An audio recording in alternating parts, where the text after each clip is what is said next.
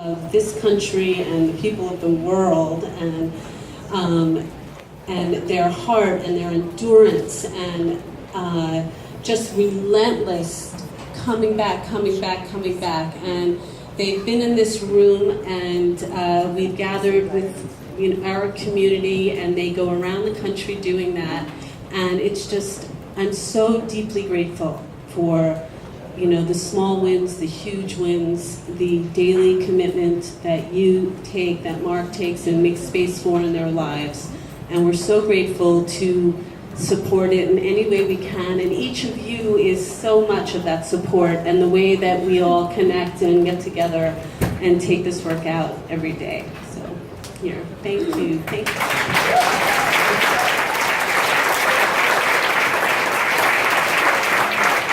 Thank you.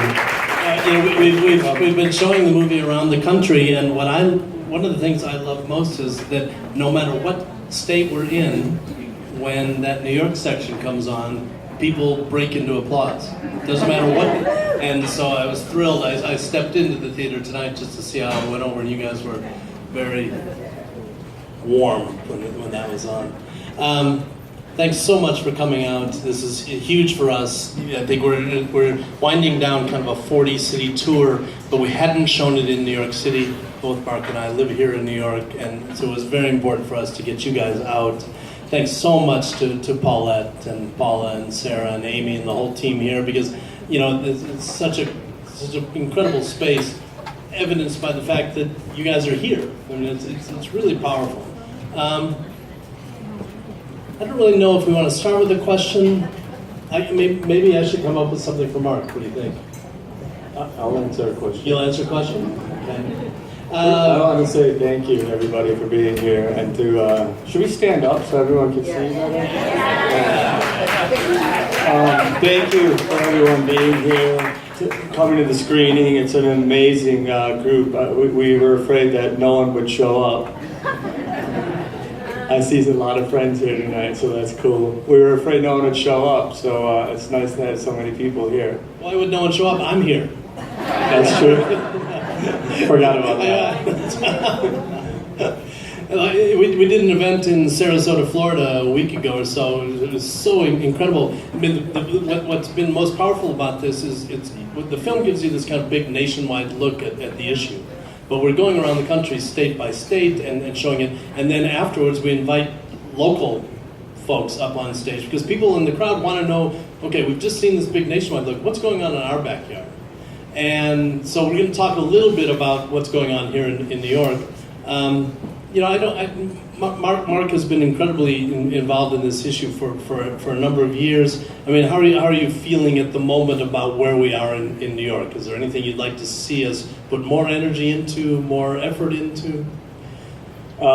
Sure. So we won a ban of fracking in New York, but folks are really still deeply involved in fighting infrastructure here. We're fighting, there's folks here who are fighting gas-fired power plants here in New York State. So, if we don't shut down the gas and the use of gas and how it transverses across our state, all of the banning that we're doing is not going to mean very much. And what this does is just put more pressure on the states who are actually still doing drilling. Part of a really strategic and well thought out plan is to attack this in 3 different ways. 1 is to keep it in the ground. 2 is to build up renewable energy as fast as we can. And 3 is to shut down places where we're using it, like gas-fired power plants. And yes. And so in New York, we're very fortunate. We had a governor who was willing to keep it in the ground. Very much because of the pressure that a lot of the people in this room put on him. Very much because of the scientific community who really stepped up with creating a space for us to say that this is wrong. Very much because of health studies We created a compendium of health studies, scientific studies that basically showed how horrible this was for New York State, and our governor had the guts to lead the nation and ban fracking.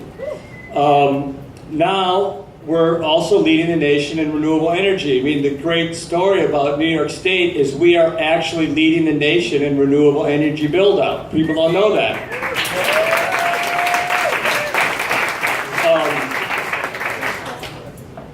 We have the Clean Power Plan that's happening, and New Yorkers for Clean Power, which is happening right now. I urge you all to get involved with this, because this is how we're going to transition. The faster we can adopt renewable energy, the quicker we can stop fossil fuel extraction. And last is stopping our use of gas. The idea that we're going to use this clean air initiative that President Obama has put into motion, which is going to somehow miraculously get us off of fossil fuels. We have to remember that's mostly directed at coal. And we all know, all the science shows us, that methane is 70 times more potent a greenhouse gas than carbon dioxide in a 70-year period. So the idea that natural gas is going to be a bridge fuel is, like Tony Ingraffia says, it's not a bridge fuel, it's an actual gangplank to our demise. And there's been a study that just came out that said actually natural gas has accelerated. Our love and our move and our embracement of natural gas has actually accelerated climate change under the Obama administration's all of the above policy. And so anything that we thought we would gain by burning the cute little blue flame is completely obliterated by what we lose in methane leakage, by transportation of methane, by leaking of the pipelines, by leaking when we're drilling it. Methane will be our demise. That's a tough position to be in, because a lot of folks think that methane is actually our savior. A lot of folks in the environmental movement, which is why it was so hard to stop fracking throughout, I think. I see so many people I know tonight. Why it was so hard to stop fracking in New York State in And the to first me, place. the most powerful images in the film is where you see the leaking of methane from every juncture, every place where natural gas is passed. But I have two things two actions, kind of. One is very broad, and this is where people kind of start looking at their feet.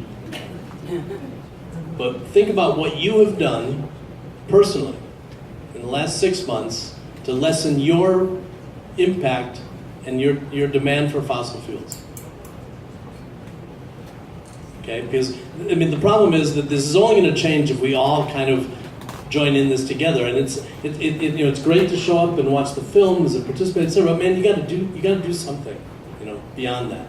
The other thing is how many engage in social media, Twitter, Facebook, etc. Okay, go home tonight, or we did a really fun house party last night for a couple hundred groups across the country, and Mark tweeted directly to the president, which is at POTUS.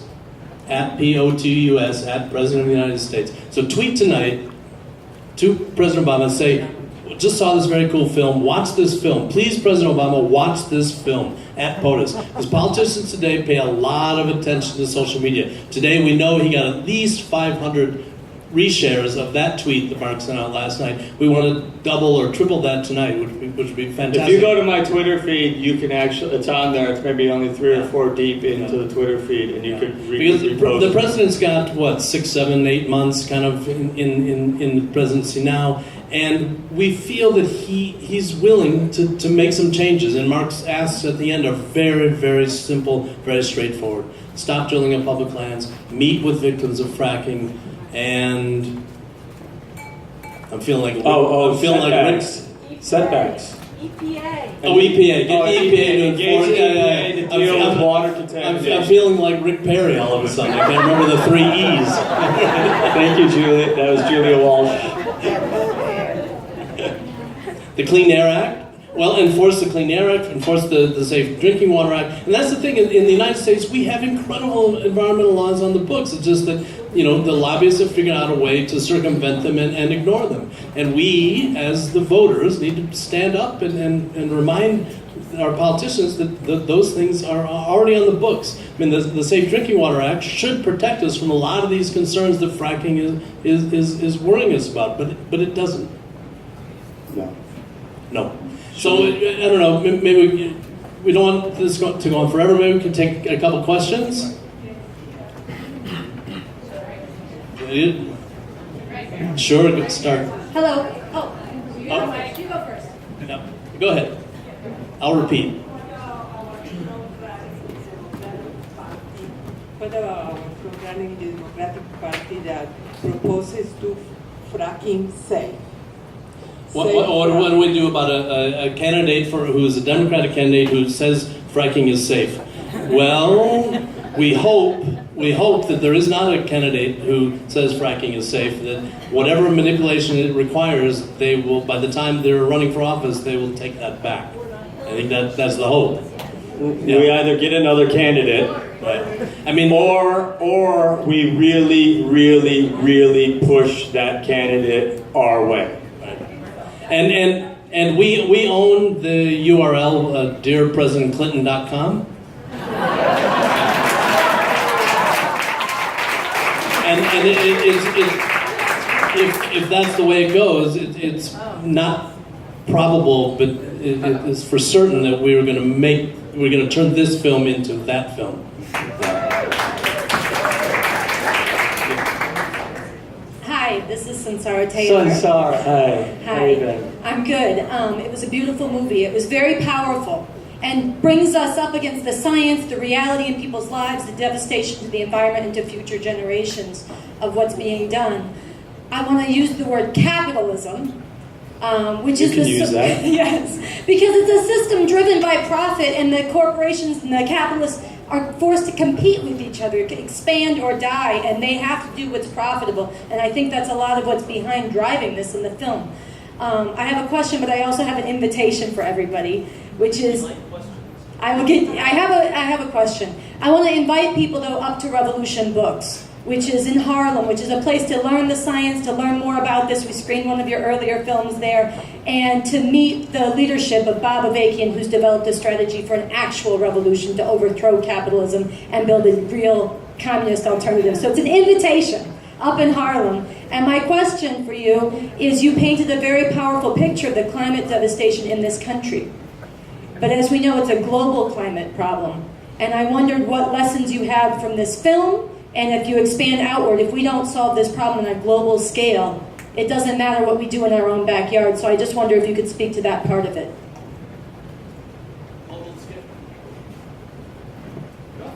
Global scale is obviously very important, but honestly, I think we need to take one step at a time, and we need to make sure that everyone in the United States understands this issue first. Because of the kind of slightly provocative name of the film, we've had invitations from countries around the world, China, Croatia, Colombia, where there's imminent fracking going on. They want us to bring this as an educational tool. Absolutely. Because they're just on the cusp of this. We're a few more years or even a decade ahead of them, and a lot of these countries are very concerned. So absolutely, we're going to start sharing in that way. Go. Can I just pick up a little bit on that question too? So this is about us too. And to make change happen, we have to start with ourselves. And that in some large way starts with making ourselves uncomfortable. What Sansara is talking about ultimately is a system where we only take.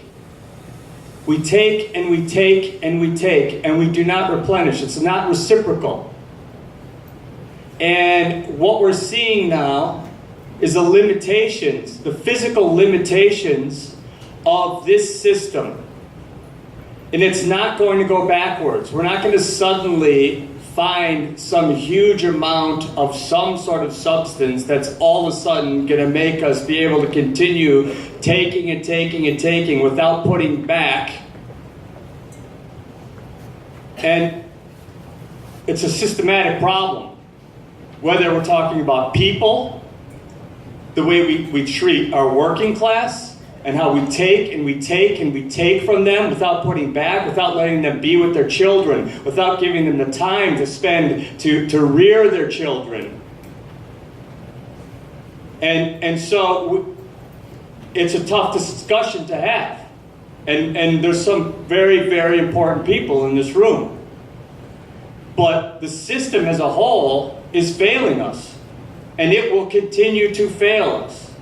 And climate change is the reality, the clear crystalline reality of those global economic concepts come to manifest themselves directly in our lives today. And there's no turning back. It will force us to have this difficult discussion. And the sooner we have it,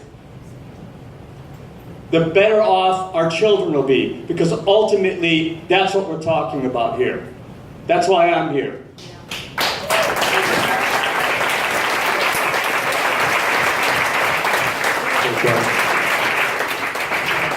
First of all, thank you both for your work and being here. Did you like the movie? Film. I loved it, yeah. I love that Mr. Fox in it too. I loved his too. Yeah, we love Josh. We've done events here with Josh, and we wish Josh was here, but I think he's in Vancouver or something.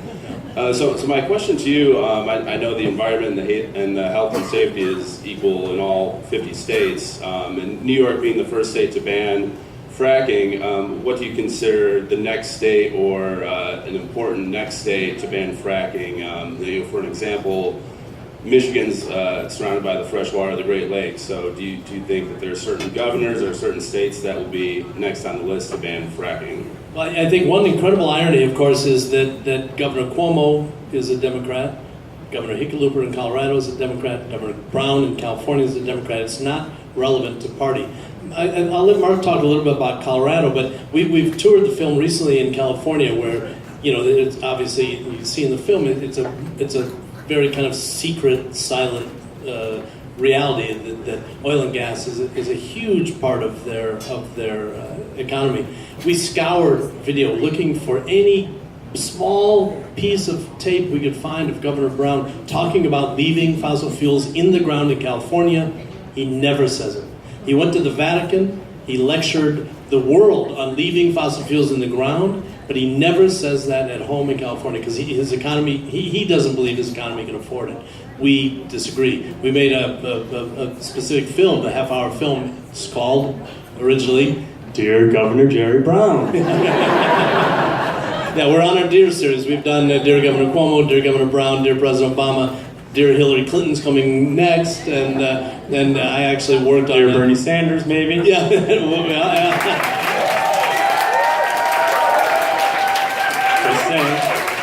But in California, I think the only county that in California that's passed a fracking ban is San Benito County. On the ballot this coming November is a ban in Monterey and a couple others. Super important there. I mean, if you have friends in California, encourage them to get involved with these issues. And similarly in Colorado, where they have, community by community adopted these bans, that the governor has come out, appealed to his courts to disallow communities from adopting zoning laws to ban fracking, which is un-American.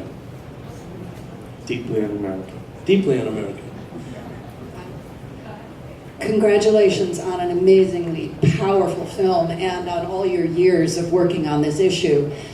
In a time when media and branding is so important, the gas companies have managed, you see the stickers everywhere, clean natural gas. Isn't there some way for the movement, or all of us, to rebrand that and not use that term, natural gas, clean natural gas, and find another word for it that negates that and that puts a different To call branding? natural gas what it is, which is methane. Methane. Just methane. Well, something negative so that people realize, Well, methane's when pretty they're negative. encouraged. Unholy gas. Yes, thanks. Brutal gas.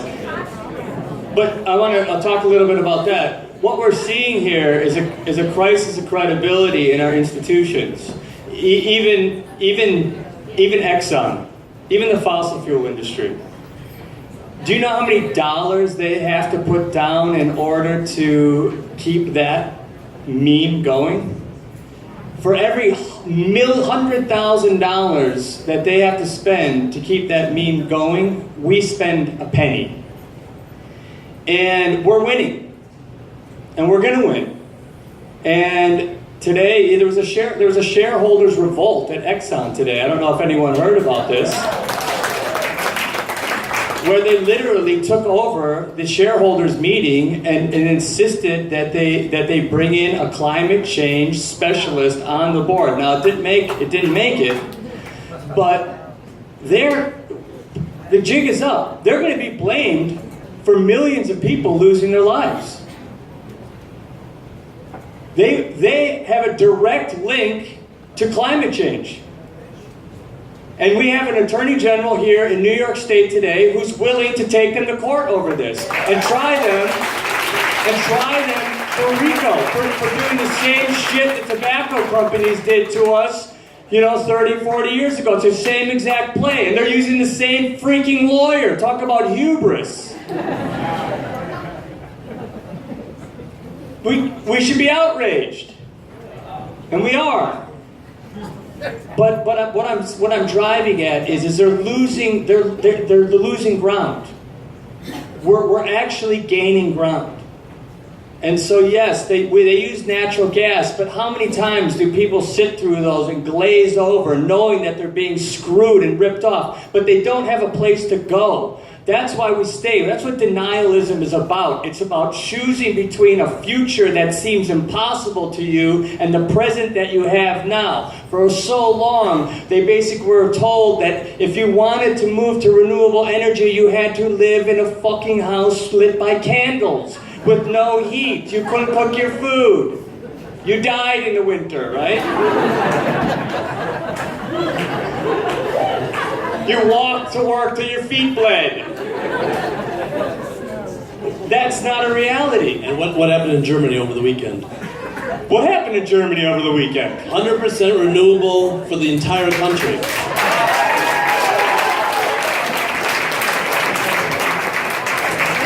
Okay, sorry, I didn't mean to wrap. I'm right back here.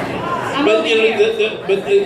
the only thing I'll say to back Mark up is that when we were doing this big fight in New York, the only opposition that the industry could really propose was that this was a celebrity-driven campaign, which was completely wrong. Because one of the reasons that Governor Cuomo adopted this ban was because by the time he was making that consideration, there were 160, 170, 180 towns, communities, etc., who had already adopted bans and moratoriums against fracking, and he knew that if he allowed fracking into New York, he was going to face endless lawsuits from these communities, etc. And each of those moratoriums and bans grew from the grassroots. It had nothing to do with celebrity at all. More power to celebrity. We love celebrity as a tool, but the import here is for these grassroots efforts to continue. So, if you have friends in these states that are still facing these issues, man, encourage them to get involved. Yeah. Okay, back there. Thank you, John. Is this on? Yeah, it is on. Okay. And so the film ends just at that point where the rest of the drama plays out about gas infrastructure and how New York State has, in particular, has opened up and allowed dozens of gas infrastructure projects to go online or to be, allowed to go through permitting. And you touched on the gas power plants. I know that John is heading up to Westchester this Friday, or at least his film crew is, to start filming some footage to tell the story about the Spectra AIM pipeline, which many of you probably don't even know exists. It's a high pressure, 42-inch wide, jumbo gas pipeline that is running through New York, Connecticut, Rhode Island, and Massachusetts, and is actually being expanded 105 feet from critical safety structures at Indian Point Nuclear Power Plant. And safety experts have already said this is a disaster waiting to happen, a nuclear disaster, the proportions akin to Fukushima for the 20 million people, all of us in this room, This is real. who live within 50-mile radius of this pipeline and the Indian Point. So, John, my question, and to you, Mark, is I hope that you're really getting this film underway. Could you give us some sort of timeline? Because that pipeline is expected to go online in November. Yeah, I can totally fill in the gaps there. Since the last year, we've been doing a web series called HudsonRiverAtRisk.com, HudsonRiverAtRisk.com, looking at risk to the Hudson River and the Hudson Valley. One of those risks is Indian Point. Another of those is the pipeline.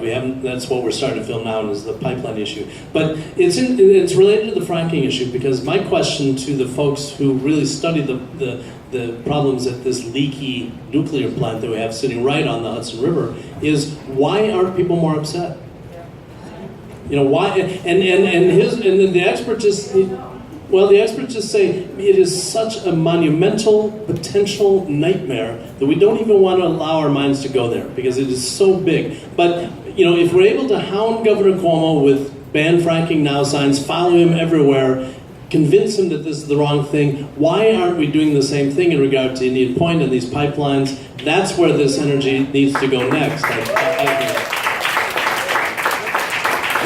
see all the hands up, but we really actually we only have time for one more question. This woman is. I knew I was going to be the enemy in the room. We can do it. Knew it. If you have time, we have time. We have time. Okay, here we go. Thank you, Paula. I'm going to make this very quick. My name is Elizabeth Radow. I represent the Gasland plaintiffs who just won against Cabot Oil and Gas. I'm co-counsel. Right on. Scotty. How you doing? I sat in that courtroom. It was the 1% and the 99%. We've got to support people in the communities around the country who have signed non-disclosure agreements. And one suggestion I have is we have to overturn Citizens United. We have got to get the right people in office. That's just a suggestion. I really didn't have any questions, except I was asked to send my best regards to you all. Oh, good, thanks. Thank well, you. One thing I'd like to turn the focus a little bit is to talk about options. You know, I make documentary films, and you know, if I'm sitting around on a Friday night looking at Netflix, the one thing I don't look at is documentary films, because they bum me out. You know, so many of them are so negative, and so we try to make films that at least give you some sense of potential hope, optimism, etc. And there are things going on in New York. Renee, do you want to talk a little bit about what's going on in New York in regard to the clean energy revolution? Yes. You can shout, or we get you a microphone. I have an organizing voice. So we've started a new campaign, New Yorkers for Clean Power, and we're working on the transition to, thank you, we're working on the transition to clean energy, solar, wind, electric vehicles, energy efficiency, renewable heating and cooling.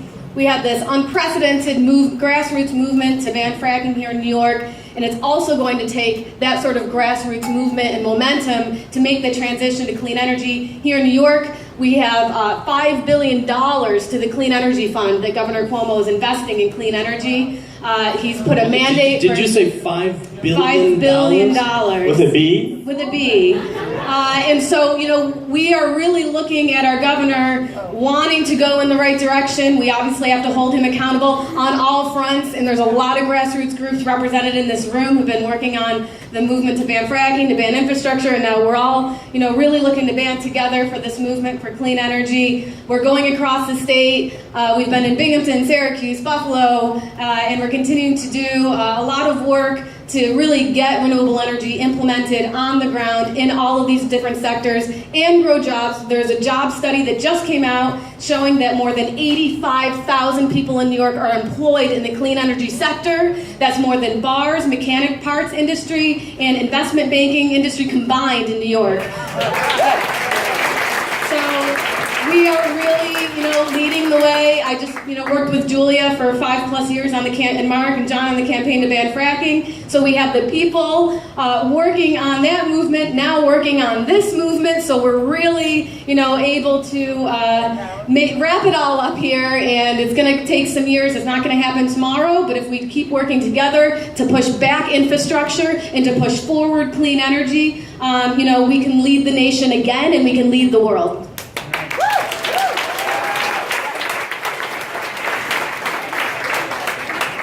Hello. I'm jumping in really quick to say I thought the film was great. Thank you for documenting, especially those people who are soon going to pass away due to the health impacts of fracking. So that was really moving to see a lot of people from Pennsylvania who will soon not be with us because of their health impacts. And I thought it was beautifully shot, and I think those interviews will, be a lasting reminder to people of how this has all gone down. So thank you so much for that film and both of y'all's advocacy. I just want to say, to answer that question on where the next win will be in the United States, it's going to be in Colorado, and it's going to be by August 8th. We have till August 8th to get 200,000 signatures to get 2 ballot initiatives on the ballot that would essentially ban fracking in the state of Colorado, which is the 4th largest oil and gas producing state in the nation. So come spend part of your summer in Colorado collecting signatures, and we need to raise $600,000 for that campaign to be successful. So please go to yes for health and safety over fracking.com. Sorry, it's long. Yes, for health and safety over fracking.com. Now, why is Colorado important to New York? Or any other state in the nation? See, we're all working together. The folks that are in Colorado working today are the same people that were working against fracking here in New York State. Russell Mendel is one of them. They are on the brink of actually, if they win, and what they're trying to accomplish there, that will become a ballot initiative that can be modeled in every other state. When we give people on the front lines, and it's our frontline community, that that are our saviors. These are the people who are fighting for their lives every single day. They're fighting for their kids' lives. If you want your money to be best spent, you want to put money. God bless the big green organizations, but you want to put money where it's really going to have a ROI, what they call return on investment, which is a horrible term when you're talking about people's lives. Put it in the frontline communities. Put it in these places where people are already working for free, and all of that money will go directly on the front line into defending these communities. So if they win in Colorado, fund the fighters. Fund the fighters. If they win in Colorado, that will be a major win throughout the United States. Colorado right now is the testing ground for the industry. They are trying to use politicians and strip away the right for people to say no to having mass industrialization build out in